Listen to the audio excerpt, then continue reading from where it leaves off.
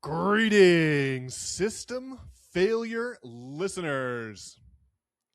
Nate here with your weekly essay read, this one entitled Human Symphony and subtitled Calculus Hints That Mortality is a Trick of Perception. Part 1. Platonism led Isaac Newton to revolutionize the sciences. According to his contemporary biographer, angels revealed to René Descartes that the conquest of nature is to be achieved through measure and number. Shortly thereafter, he single-handedly merged Western philosophy and science with the philosophical concept cogito ergo sum, which means I think, therefore I am. But Descartes' purely mechanical view of the universe was rejected by Isaac Newton. Newton was heavily influenced by Henry More, his mentor at Cambridge and the most famous of the Cambridge Platonists. Under More's tutelage, Newton arrived at a Neoplatonic view of space and time as absolute aspects of God's omnipresence. Early mechanical philosophers argued that physical contact was necessary to move objects. But Newton's revolutionary theory of gravity acting at a distance was inspired by Neoplatonic, Hermetic, and alchemical schools of thought. These traditions affirmed the existence of invisible, non-material forces operating in nature. In his allegory of the cave, the Greek philosopher Plato compared our perception of the universe to shadows flickering on a cave wall. A shadow is a two-dimensional projection cast by a three-dimensional object. His use of shadows as an allegorical device invokes what we today call dimensionality. Calculus was co-invented independently by Newton and by Gottfried Wilhelm Leibniz. It is the mathematics of rates of change. The rate at which measurements along any particular dimension change can be compared to rates of change along other dimensions. Calculus compares the rates of change over dimensions like space and time that describe real-world relationships. Distance over time, speed, might be measured with a simple rate like miles per hour. The rate of change in speed over time, acceleration, is a compound rate measured in miles per hour per second. Though perceived wholly differently by our brains, calculus reveals that space and time fit together like interlocking Lego bricks. Whether measuring rates of exchange or of accumulation, that math is indispensable to modern physics. Without calculus, Einstein couldn't have formalized his field equations, which fuse space and time into the dynamic geometry of space-time. And we wouldn't have calculus if it weren't for Plato. Like Newton, Leibniz was also obsessed with that Greek philosopher. He famously wrote, quote, "If someone were to reduce Plato to a system, he would render a great service to the human race, and it would be seen that there is in him much more than is commonly thought." Unquote. Part 2. Music illustrates the relationship between space and time. In 1824, Beethoven premiered his final Ninth Symphony at the now demolished Kärntner Tor Theater in Vienna. In a cruel twist of fate, Beethoven had been stricken deaf. He was unable to hear the music that defined his life. As the bent figure took the stage for the very last time, a packed house waved their handkerchiefs furiously so that the great composer could see their appreciation even if he couldn't hear their applause. Before the advent of recording equipment, all music was live. For most of the standing room only crowd packing the Kettner Tor Theater, it would be the first and only time they would hear Beethoven's Ninth Symphony. It's easy to see why the spectacle of 100 different instruments playing in concert used to be such a heady experience, and why riots sometimes broke out, as was the case with the premiere of Stravinsky's The Rite of Spring.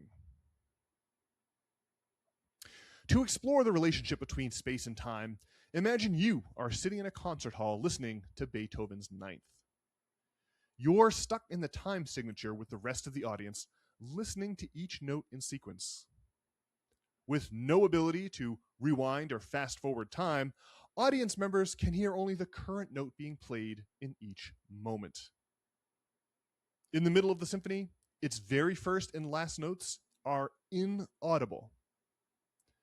But those notes haven't ceased to exist.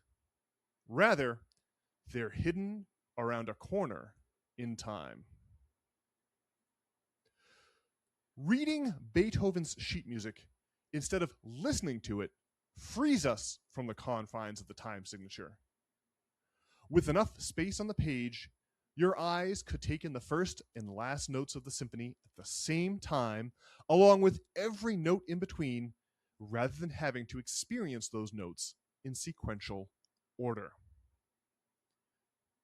Sheet music works by swapping out the temporal dimension, which we measure with a stopwatch, for a spatial one, which we measure with a ruler. 1 second might be represented by 1/8 of an inch on the page. Once you see that the symphony can be expressed through both a temporal and a spatial medium, the deep correspondence between these two dimensions becomes obvious.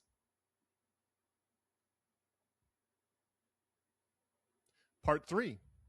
Space-time suggests that mortality is a trick of perception.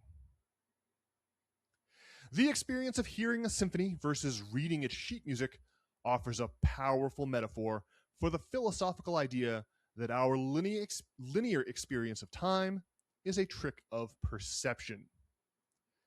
Calculus describes a fundamental relationship between spatial dimensions and time.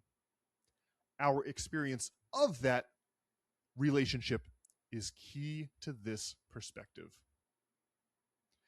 Evolution has outfitted the human brain with the capability to combine the 3 spatial dimensions of length, width, and height into a 3D model.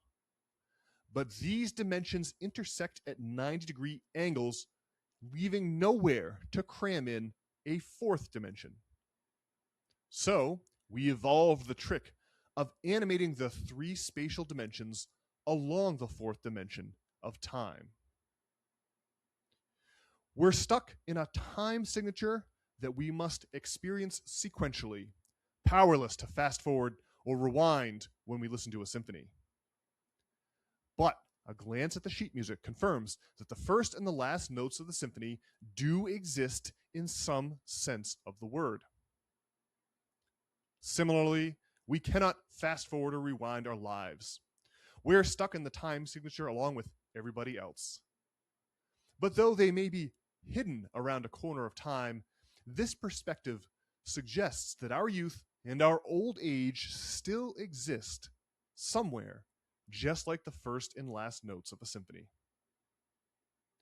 When you begin to think in terms of this correspondence between distance and time, you become conscious of your ancestors stretching out behind you into the mists of the distant past, and of your descendants fanning out before you, proceeding into the uncertain future.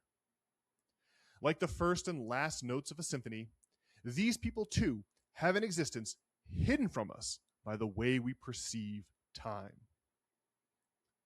Unlike other animals, humans are uniquely haunted by our mortality. We're disturbed by the knowledge that we won't exist after a certain point in time. But the experience of time is merely a trick of the brain. It's just another way of apprehending another dimension like length, width, or height. Conclusion. The grand trajectory of the human story has a geometry to it, sculpted in the medium of time. Dimensionality and calculus offer us a glimpse of that shape with our mind's eye when we imagine the sheet music of the human symphony. We experience our lives as a fleeting melody, mourning the notes that have passed and fearing the silence to come. But calculus winks at us.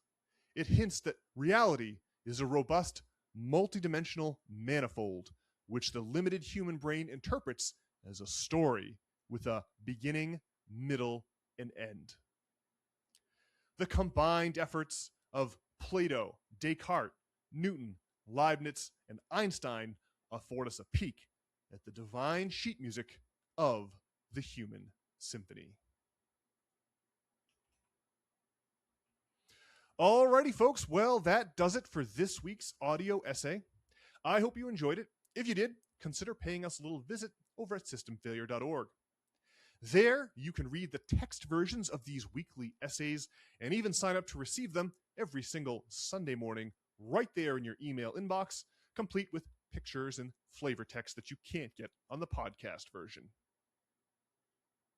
Additionally, if you'd like to get in touch with either Brian or myself, you can accomplish that tidy feat at systemfailure.org over on the About page. Okay, well, I will be back on Monday with Brian, of course, inevitably, for another regularly scheduled edition of the Good Old System Failure podcast. I can't wait to talk to you all then. In the meantime, I sincerely hope you're having a great week.